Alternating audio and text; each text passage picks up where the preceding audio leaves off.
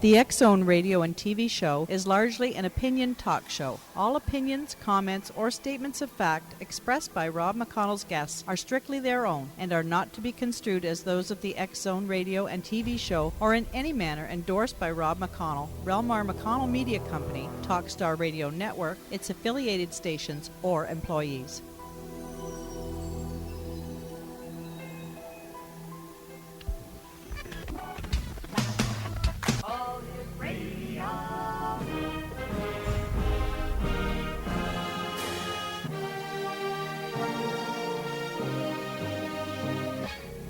To the X-Zone, a place where fact is fiction and fiction is reality. Now, here's your host, Rob McConnell.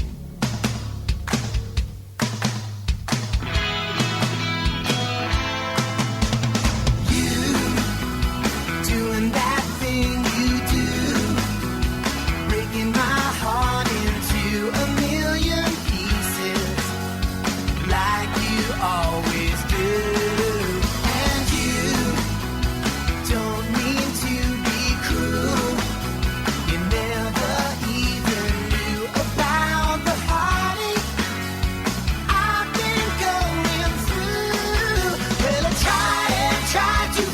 You, girl, but it's just so hard to do. Every time you do that thing you do. Welcome to the X-Zone, everyone. It's a brand new week. I hope that each and every one of you had a super weekend and that for the most part of it you stayed out of trouble. And that everyone is safe and sound, because, wow, what a week we have lined up for you. On tonight's show, one of the guests is Philip Mantle. He's going to be on our very last segment because it's going to be 6 o'clock in the United Kingdom. He's going to be telling us about the Ray Santilli alien autopsy. Fake or real? Well, I've got my opinions, and I'm sure that they'll be proven right. Later on, the fourth hour of tonight's show, Randy Berger is going to be joining me in a few minutes. We're going to be talking about who is the real culprit in Ellen's Pass the Puppy drama. She is a dog rescue expert, and she says mutts and moms did the right thing. Greg Myers will be joining us to talk about Paranormal Missouri, and Patrick Cook is in the second segment tonight talking about the Cook Report. If you'd like to give us a call, our toll-free number is 1-877-528-8255. That's toll-free throughout the U.S., Canada, Alaska, and Hawaii at 1-877-528-8255. My email address is xzone@talkstarradio.com. On MSN Messenger, talkstarradio@hotmail.com, and our two websites, www.xzoneradio.com and www.xzonetv.com. My producer tonight at Master Control is the one and only flying spandex kid himself, my buddy Superman. Hey, Superman, how are you doing tonight? You're looking good from here. Nice working with your partner. Did you have a good weekend? Excellent, excellent. Do you remember the schmozzle a couple of weeks ago on television with Ellen DeGeneres? Well, you know what? Who's the real culprit in Ellen's Pass the Puppy drama? The battle over a pup rages on in Hollywood. Ellen DeGeneres, a tearful plea to return an adopted pup she gave to her hairdresser's children, has been talked about on Tinseltown. Well, why? Come on. Adding to the fur, now reports reveal that this is not the first time Ellen's given away an adopted dog. Who's really at fault in this doggy debacle?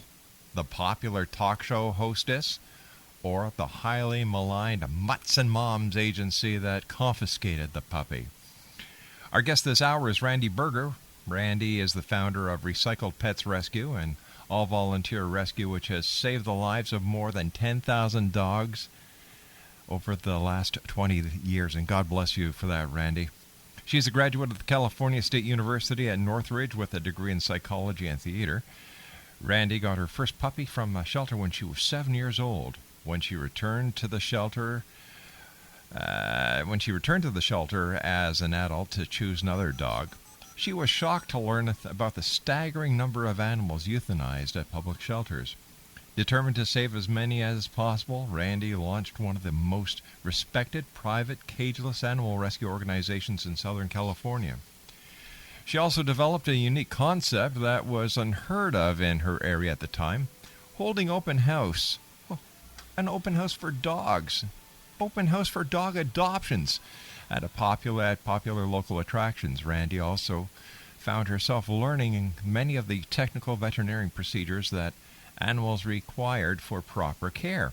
While helping abused dogs overcome their fears, Randy fell into a successful career of training dogs and cats for movie work as well as obedience training. My Recycled Pets, Diary of a Dog Addict received the Writer's Digest Inspirational. Geez, I'm having a hard time tonight. Inspirational Award. And Randy, how are you? You're going to make me feel comfortable now because my 21-year-old dog kept me up all night, so I'm not going to be able to speak that well either. All right, so Randy, listen, you and I have got to take a 2-minute commercial break. So while we're doing that, get yourself a cup of coffee, get relaxed in that big comfy chair of yours, and two friends, you and I are going to be talking about who's the real culprit in Ellen's Pass the Puppy drama. I'll be back with Randy Berger on the other side of this commercial break. Her website is very simple, randyberger.com.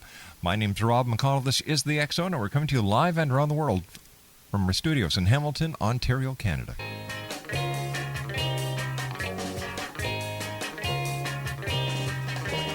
I'm telling you now, I'm telling you right away, I'll be staying for many a day. I'm in love with you now. I'm telling you now. I'll say what you wanna hear. I'll be telling you for many a year. I'm in love with you now. Do you think I'm fooling? And welcome back. Randy Berger is our very special guest. And Randy, I've got a special place in my heart for all animals. I was the former director of communications for the Hamilton-Burlington SPCA, so animals are very special to me. And people have no idea what some animals go through. And thanks very much for joining us tonight to talk about who's the real culprit in Ellen's Pass the Puppy. People seem to forget the fact that animals have feelings. They get attached to their human families, that they want to please their human families any way they can. Animals are typical examples of species that give unconditional love. So why in the name of heaven would people be mean to animals? Well, I always say look at how people do it to their children. You know, they obviously are going to be comfortable doing it to their animals. And, you know, sometimes it's just how we cope with life. But I was going to say, one of my dogs is 21 years old, and his new thing is staying up all night, and he's teaching me patience. Well, what you can do is you can turn on your computer and let him listen to our show all night long, and I'll say hi to him every few minutes. How's that? Oh, he'll be directing your show. He'll take it over and be directing it and in charge of it. Oh. So tell me, when you heard the entire hoopla about Ellen and the puppy drama, what was your feeling? Do you think that this was just another publicity hoax by Ellen? I mean, I don't know because I wasn't there, so Yeah. it's hard to say. But all I know is that when we started our rescue in the 80s, we didn't focus on long-term commitments. We just wanted to place our dogs. And today, our biggest focus is long-term commitment and helping people resolve issues so they'll keep the dogs that are with them. Because a dog getting bounced around from home to home is not healthy, like Nope. you were talking about at the beginning. It's not healthy for the dogs. And that rescue probably had 50 people wanting that puppy. When we get a small, cute dog like that for adoption, we'll often screen through sometimes 50 applications and people to pick the right home. Mm-hmm. So, you know, we don't want the dogs getting bounced around. And Of course not. you know, we have a contract, too, and it's the same contract we've had placing thousands and thousands of dogs. We want to know where the dogs are for the rest of their lives, and we will take them back or help rehome them forever so we can keep track of them so they don't end up in a medical research lab or in a shelter where they get euthanized. You know, why would a rescue agency dictate what someone adopting a dog can or can't do with the dog? You know, I should tell people if people want to do whatever they want with a dog, then, and a lot of people aren't going to like me saying this, but go to a breeder or a pet shop, because half the dogs we take in come from breeders who don't want them back and don't want to take them back. And the rescues, it's like our hearts and souls go into what we do. And a lot of the dogs that we've taken in and worked with have been through a lot, and we want to know how this dog is for its entire life. We want to keep track of it and know if there's any issues.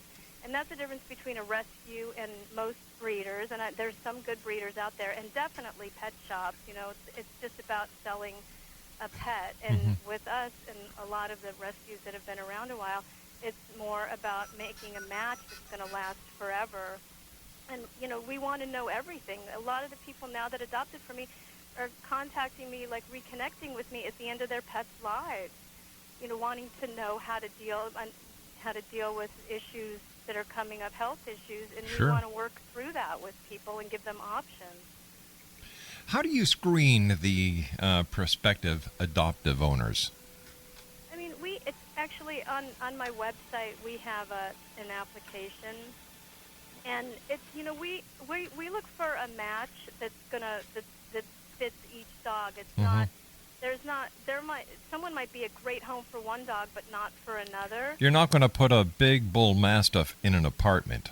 Right. Well, actually, a bull mastiff would probably be fine in an apartment if someone were home all the time and we're sleeping in bed with them. But no, no. But I mean, it's really like most little dogs need someone with them all the time. And a lot of little dogs are not good with kids. A lot of them are snappy. So, it just depends. And our thing also is to really be careful if someone is willing, if they've ever given up pets before in the past and they haven't made that, that undivided, unconditional commitment to the pet, they're probably going to do it again. So we want to make sure that people haven't given up a pet before in the past. Right. There's an exception to everything. So, we look into the past now. Sometimes we'll even call the people's vets to see how they cared for an animal that they had in the past. And we've gotten a lot more picky with how we place our dogs. And we have the luxury of being that way when we place, because a lot of times we will have multiple people wanting the same dog. Let me just get back to this question about Ellen. Do you think that Ellen was wrong for giving away her puppy? Well, first of all, she signed a contract. I don't care if it was her or her partner. She signed a contract agreeing to return the dog to the rescue or contacting them. So she probably admits this now. It wasn't her right to do that, to go and just find a new home for that dog without letting the rescue know. And also, these people who have this dog now, are they going to commit to 15 years and through the entire lifespan of that dog? And if not, where's that dog going to go next? Because, again, half the dogs that have come through our rescue are like 5 to 15 years old, where people didn't make that lifetime commitment. So, and people need to know that there's actual people out there who are called bunchers, and they take dogs that are given up, that people think they're doing a good thing by giving a dog away free to a good home. There's bunchers who come and take those dogs, pose as the greatest pet parents in the world, and go and sell those dogs to research labs and get several $100s for doing so. So, if Ellen wants to start her own rescue, we'll help her learn how to do it properly. But, somebody needs to keep track of the dogs that go through the rescue, and that's the reason they have a contract, because they want to know where the dogs are for the rest of their lives, which is good, more power to them for what they did. New reports say this isn't the first time Ellen's given away an adopted dog. Howard Stern claims this is the 9th time she's done this. Is this a pattern with some people who think that they're acting with good intentions? We've had some people like that coming through the rescue, and some of the rescues, we all kind of work together, like at least in Southern California, and there's lists circulating of people who have a habit of doing this, or they don't want to pay to go through a breeder or a pet shop. They just want to get a pet without having to pay as much as a breeder or a pet shop would charge, so they'll keep going to rescues. And some people just change their mind about things anyway in their lives. So the pets sometimes end up getting the raw deal in it if that's someone's nature, where they change their minds with things other things in their lives. So. Well, what about the children involved? Do you think the rescue agency should have given the puppy back to the hairdresser's family? You know, if that family was an appropriate match for that dog, then absolutely. So, I mean, we don't rule out anything. We don't have everything set in stone. We make exceptions to everything. So, yeah, if it was an appropriate home, then absolutely. Now, what do you work in association with the American SPCA? Because their inspectors are actual law enforcement officers. Do you work with them? No, I wish I did, though. No, we don't. I mean, we're the private rescues pretty much do their own thing, and sometimes we have to report cases where there's like severe abuse or neglect. Mm-hmm. But we pretty much, the private rescues do their own thing. But a private rescue doesn't have the authority to go in and seize an animal. And if they have a contract where somebody signed that, they do. They have a right to reclaim a dog. A lot of the rescues were putting in their contracts that they had the right to sue if there's a breach of contract. I mean, yeah, if somebody breaches a contract, a lot of the rescues have now put that in, even an amount that they can sue for if somebody breaches the contract, and we've had to do that too. All right, now have any of these cases gone to court, and what has the outcome been? I've been in court. People think running a rescue is a really charming, peaceful thing. Mm-hmm. Well, it is for the most part because the end result is seeing dogs that were unwanted, and we also do cats and other animals, but, you know, seeing them actually be appreciated and honored, that's an incredible feeling. Or working with a really abused dog and seeing that dog's tail wag for the first time, that's a high that you can't explain, that nothing can compare to. But we've had problems with people not, like if they had a dog, we actually had a police officer sue us, and it went to court, and he actually sued us, and it turned out he did not take his dog to the vet, and the dog was sick. It got into something. They couldn't even prove what happened, and we pulled vet records.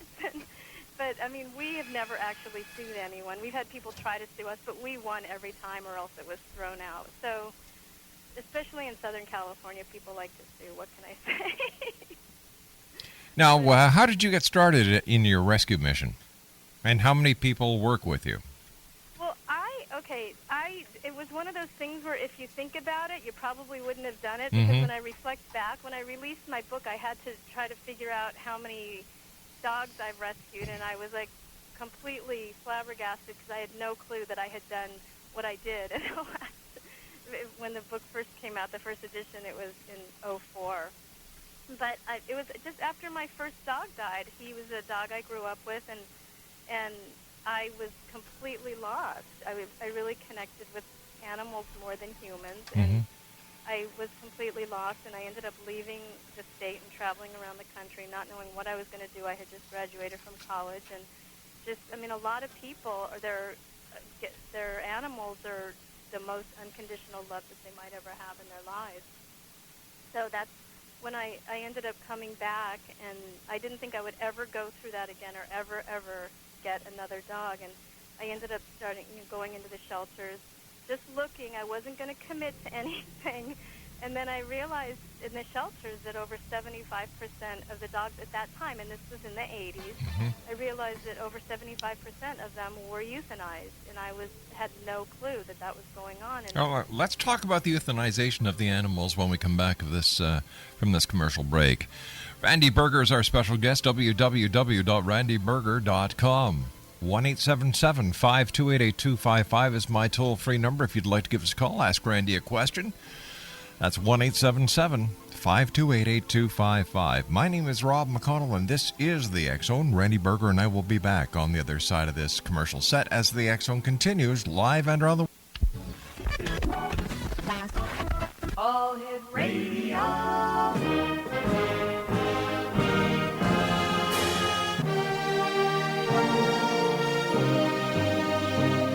Welcome to the X-Zone, a place where fact is fiction and fiction is reality.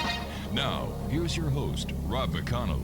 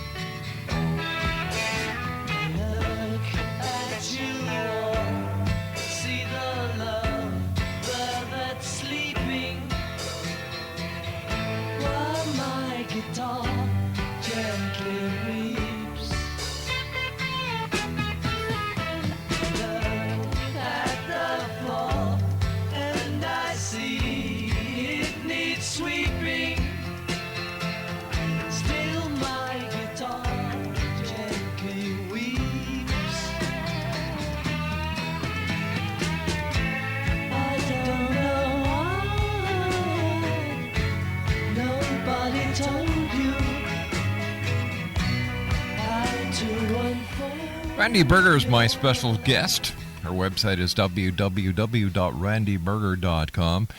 Randy, what is the ratio of animals that get euthanized compared to those who get adopted? Well, when I started my rescue in the 80s, about 75% of the dogs in the shelters were being euthanized, which is why I started my rescue. At that time, it wasn't such a popular thing to be shopping at animal shelters. I jokingly said, being a valley girl growing up in the San Fernando Valley in Southern California, I used to shop at animal shelters instead of malls when I first started my rescue. How many dogs have you rescued so far? Don't ask. No. No, it's the rescues we placed over 10,000, but that's over a 20-year period. Because there's a lot of newer rescues out there now, and I don't want rescues to go out and go and take 1,000 dogs in because you get overwhelmed in every way. So that's slow and steady, and over a 20-year period, we've placed over 10,000 pets and helped a lot of other rescues get going. Because we want the rescues to survive out there, not just be around for a few years. Now, do you spade and neuter the animals that come to you? We do, and that's a huge thing, obviously, because that helps, prevent the need, the need to euthanize so many pets. And now, in certain areas, the shelters will not release animals over 6 weeks, believe it or not, without them being spayed or neutered. So a lot of the animal shelters are actually doing it that young, just to stop the overpopulation problem. Is there any danger of spading or neutering a pup at that young age? Well, I'm not a vet, but I personally, I would not. I mean, physiologically, this has been a huge controversy also, because there's vets that absolutely won't do that. So, and the shelters have to look at it like they don't want to be euthanizing all these pets, and they would prefer to do that than be putting them to sleep. So that's a really controversial issue. And if I had all the animals with me and knew that they were going to be getting altered, or that I knew that I would have it done at the ideal age, I would say 6 to 7 months is the ideal age. But the shelters have to do that, or else it would just be out of control. And this actually, in Southern California, this is actually one of the first years where the actually more animals were getting adopted than euthanized, which is an amazing success. Where do you get your funding from? we don't actively fundraise. My book that I wrote about my rescue has been the biggest source of raising funds for the rescue. And the few volunteers that have been with me, one, Sarah Belgard, bless her heart, she's been with me over 15 years. And wow. Yeah, amazing. And I'd rather, you were asking me how many volunteers. I'd rather have 1 or 2 sane, peaceful, competent volunteers than having a ton of people in and out. So a lot of another person, Barbara Miller, has been with my rescue. She's known me almost 20 years and still stays in contact with me after knowing me that long. No, but and I've had volunteers get mad because they wanted to keep dogs that were they were great foster homes, but they weren't good permanent forever homes for the pets. And our focus is what is the best thing for each pet that we place for its entire lifespan, not just right now on an impulse decision. So what do you do if the animal cannot go to a foster home? What do you do with the animal then? You mean if there's not a foster home available? Well, let's say the animal that you've rescued just doesn't work out, that you foresee problems with this animal going into a foster home.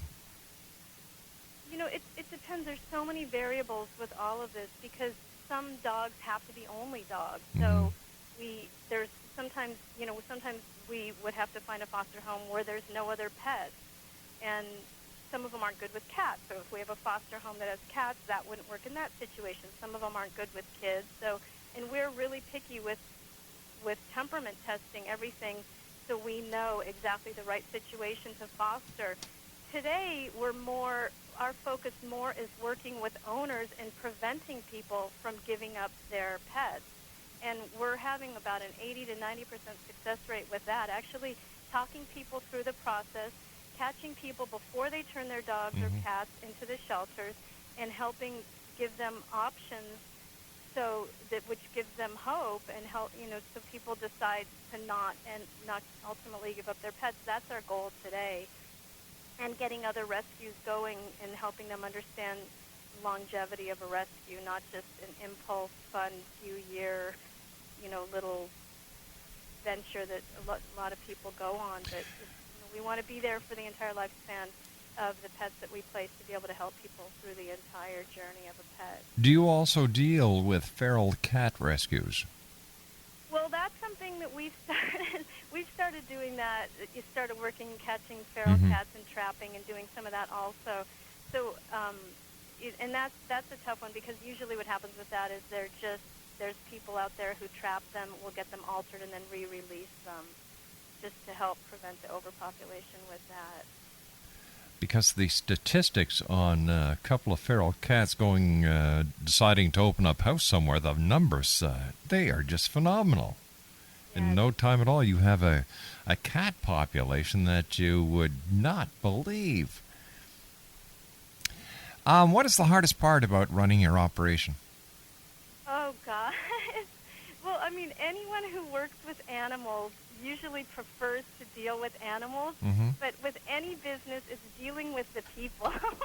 It's, people not making that long-term commitment to their pets, and, after 10 years deciding that they want to travel, or, they just don't want their pet that they've had. And that's the hardest thing for us, to deal with that, because a lot of what comes to our rescue is people giving up their pets because they're moving into an apartment, or they want to start traveling, or, a lot of seniors get sick and they can't physically take care of their animals anymore. That's really hard. And our focus has always been more kind of leaning toward working with the senior animals, or for me, I really like working with the abused ones and rehabilitating them. And that's just really a high to see. It always used to boggle my mind that people, for some reason, would forget that these cute, adorable little puppies grow up into big dogs. Wait, and then I have ones that are like, that are defying all earthly logic and should be dead and don't die. So people, I mean, like this one I have, one is 18, blind, diabetic, thinks he's a puppy. This other one who's 21, he's the last chapter in my book. I mean, people, when you take on a pet, you have no clue how long it's going to live or what it might go through. But that's placing puppies. We don't even want to place puppies, because that is the mentality of most people who go for puppies. They just want a cute little thing, and they're not thinking, okay, how is this dog going to be at 15 or 16 years old, and am I going to do whatever? Not only at 15 or 16, how much is this dog going to cost me in food, in vet bills, in shots, in taking it to the poodle parlor for its hairdo? Are we going to have to build a fence? There's a lot of responsibility that goes into buying an animal or adopting an animal into your home. And I'm glad so many shelters and now the Humane Society say, well, sit down and wait a minute. Just don't come in, give us your money, and take the dog out, because you're going to be back in 2 or 3 weeks. And that's no good for the animal. And it's nice to see people taking responsibility for the care of the animal. A statistic that I just saw is that the average cost to have a pet through its entire life is a minimum of $20,000. And people need to know that before they make that commitment. Yes, they do. And people also need to realize that the animals have feelings too. That, when you decide to, I don't want the dog anymore, let's give it away, that animal suffers. It goes through withdrawal. It goes through a psychological abandonment, just like a human does. People need to think before they buy animals. And that's why, our focus, and Sarah's my volunteer that's been with me 15 years, she's been working a lot on that level with the people giving up the pets, really having them, taking the time to talk to them and, really work through issues so people won't give up their pets. I mean, that is our goal today, not just easily take. A lot of rescues, when they get going, they're all excited to take in and they think they're helping and all that, but no, now we're really focusing on, we're helping a lot more by giving people options so they'll keep their pets. And a lot of the older dogs, certain breeds don't acclimate that well to new owners. That's right. Guardians or parents. Chows, losses, these are not dogs that bond really easily. So a lot of those dogs, they're given up at, over 5 or 6 years old, and they just don't really adjust sometimes to a new home. I mean, it takes them longer, but most people don't want to wait that out, want to wait 6 months for a dog to make eye contact or stop growling at them. Those are the ones I personally like, though. I like the challenges. Are there any specific dog that you would not place in a home with a baby?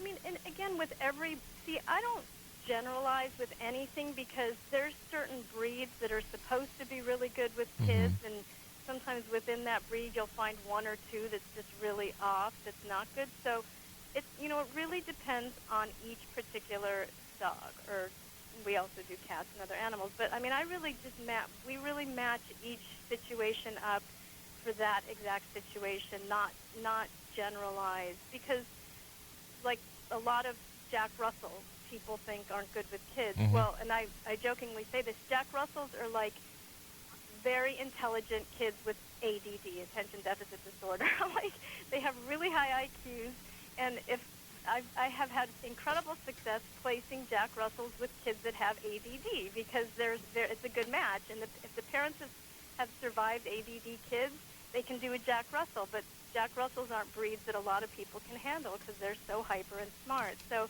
we just kind of match up each situation for that particular situation, and we try not to generalize and stereotype. And of course, there are those cute little movies that come out. I remember 101 Dalmatians when it came out. 3 or 4 months later, we were inundated with Dalmatian pups. Yeah, exactly. And the same thing with the Jack Russells with the movie. I think it was Mask. Mask. That there was a Jack Russell in, and Frasier with Eddie. Everyone thought that Jack Russells acted exactly like that. I'm like, no, that's how they are on TV. That's a highly trained dog. Jack Russells do not act like that every day. What is your opinion on pit bulls? And the pit bulls are just, Jack Russells are little pit bulls. Pit bulls are terriers. If you watch dog shows, terriers are supposed to be scrapping. So a lot of pit bulls, they're great with people. A lot of times it depends on how they're raised. If you take most pit bull puppies and you look at them as puppies, they have the greatest temperaments in the world. But I've seen pit bulls turn after 2 and 3 years old, where they're fine, and then all of a sudden they'll turn and kill another dog. We've seen that happen. So it's just like with any, terriers are usually a lot of times dog aggressive. They're not good with other dogs. So pit bulls have a 2,500-pound locking jaw if they bite, so they can do more damage. But generally, a pit bull from a puppy that's raised well usually has a great temperament. They just can be dog aggressive. Do you think pit bulls have been getting a bum rap?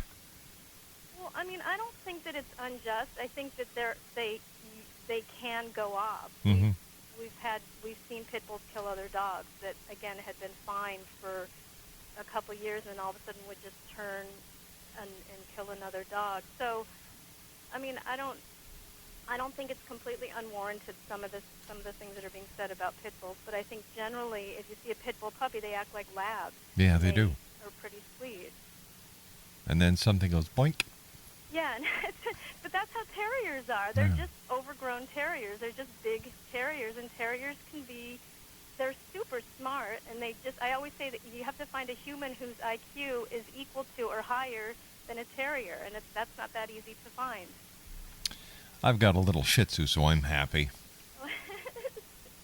We've had some nasty Shih Tzus, so I'm not gonna generalize there. Oh, geez, ours is such a little sweetheart. Her name is Maddie, and she is the joy of our little home here.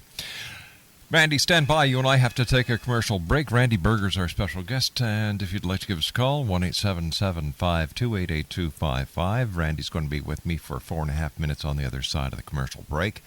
And after the news at the top of the hour, my buddy Patrick Cook will be joining me. Also, Philip Mantle tonight will be spilling the beans on the alien autopsy that was on Fox a number of years ago. My name's Rob McConnell. This is the X Zone, and I'll be back on the other side as we continue live and around the world from our studios in Hamilton, Ontario, Canada. Don't go away.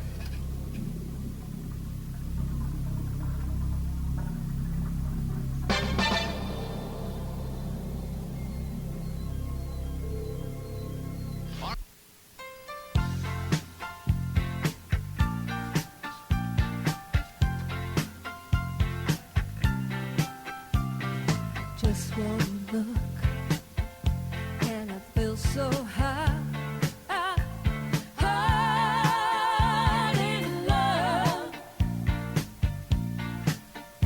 with you.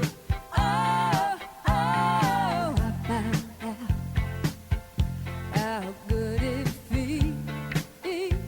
feels to have your love. Randy Berger is our special guest. Randy, first of all, thanks very much for being with us tonight. This month, October, is Adopt a Sheltered Dog Month. And what advice would you have for people who are thinking about going to their local shelter and buying a dog? Or rescuing a dog. You know, I want everyone to think 15 years, or in my case, 21 or 25, or because my dogs don't believe in death and sickness and all that. But and really, people need to think long term. Mm-hmm. Think, can I do 15 years no matter what, and stick it out for that long? And financially, do I have the means to take care of this dog or cat for the rest of its life? No matter what kind of life changes might happen, people have to really just think, are they going to make that commitment? You know, it's just not a matter of little Johnny or little Sally crying their little hearts out because they want a doggy that you should buy them one.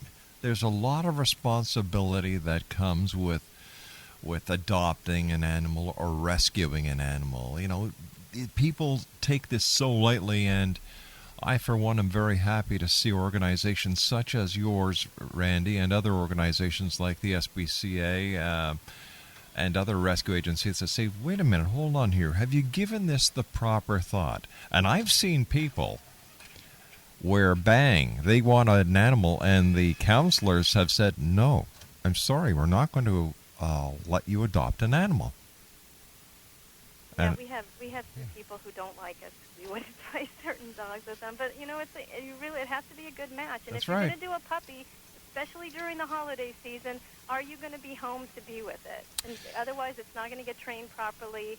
And we see a lot of dogs 7 months old right after the holiday season being given up because people thought cute puppy, or they got them as a gift for someone else, and nobody thought about the long-term commitment. So during the holidays, do not buy gifts for other people. And speaking about holidays with animals, Halloween is coming up, X-Zone Nation. Please do your dog a favor. Put the dog in a familiar room because there's going to be a lot of people coming in and out dressed up. The kids are going to be in high spirits.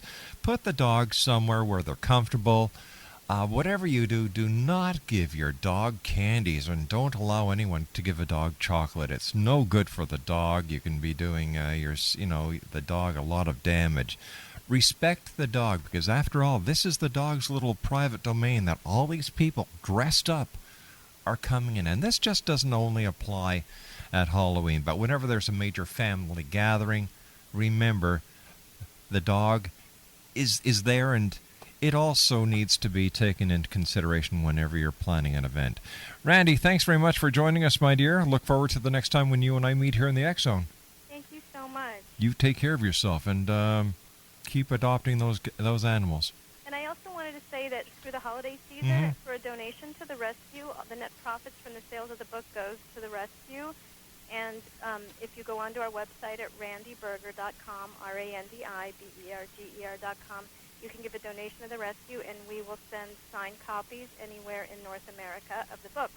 That sounds great. Randy, thanks very much for joining us tonight. Thanks a lot. Bye-bye now. When we come back from the news at the top of the hour, he doesn't sign books. He doesn't sign Frisbees. He doesn't even sign signs. Patrick Cook is going to be with me. We're going to be talking about the Cook Reports, the strange, the weird, the bizarre stories that are in the news. 1-877-528-8255 is my toll-free number.